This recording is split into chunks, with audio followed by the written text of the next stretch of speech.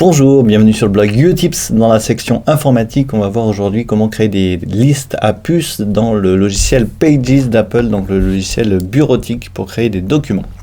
Juste avant de commencer, comme d'habitude, vous pouvez télécharger mon guide, c'est gratuit, il y a plein d'astuces à l'intérieur, ce sera mis à jour régulièrement. Donc voilà, il suffit de vous abonner en cliquant sur le lien qui apparaît au centre de l'écran. Alors, comment on fait des listes à puces dans Pages? Alors, Pages, c'est ce logiciel-là. J'ai déjà fait un petit topo sur les logiciels bureautiques sur Mac. Si je crée un nouveau document ici, et admettons que je veux l'appeler, par exemple, tarte au poireau. C'est une recette de la tarte au poireau que je vais décider de mettre dans Pages. Donc, voilà. Et je vais faire une liste à puces de tous les ingrédients dont j'ai besoin.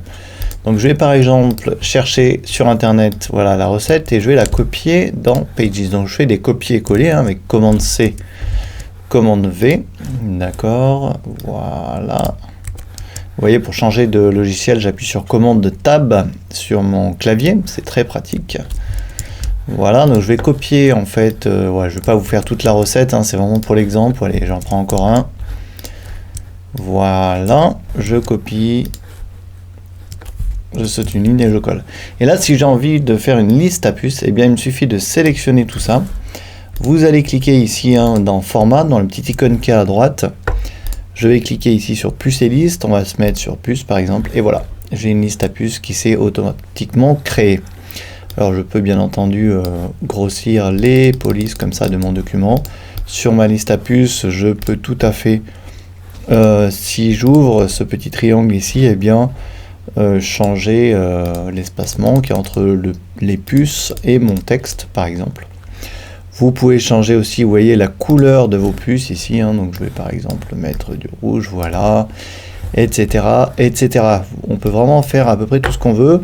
Ici aussi dans puces, on peut choisir des images plutôt que des ronds. Vous pouvez mettre comme ça des, vous voyez, des petites icônes pour vos puces, voilà, par exemple comme ça. Ou alors vous allez prendre des puces plus classiques ou alors encore des tirets. Voilà, donc les options sont nombreuses et ça se passe ici tout simplement, sachant que vous pouvez réduire aussi la taille de ces puces très facilement comme ça, voilà. Donc je vous laisserai découvrir toutes ces options, c'est assez intuitif.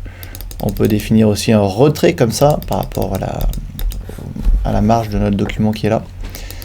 Et le retrait du texte par rapport aux puces. Donc voilà, c'est assez intuitif. Tous les réglages des puces sont ici dans Pages. Si je veux sauver maintenant ce document tarte au poireau, je fais fichier enregistré.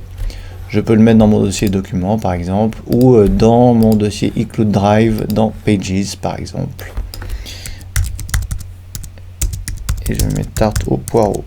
Voilà, le fait de le mettre dans iCloud Drive, eh bien, ça veut dire que ce document sera sauvegardé à la fois sur mon Mac, vous voyez, dans iCloud, et à la fois sur iCloud, donc ça veut dire que je pourrais y accéder depuis iCloud.com, depuis n'importe quel ordinateur, que ce soit un PC, un Mac ou une tablette, peu importe. Voilà. Merci d'avoir suivi cette vidéo. Si vous avez des questions, n'hésitez pas, et à demain pour la prochaine.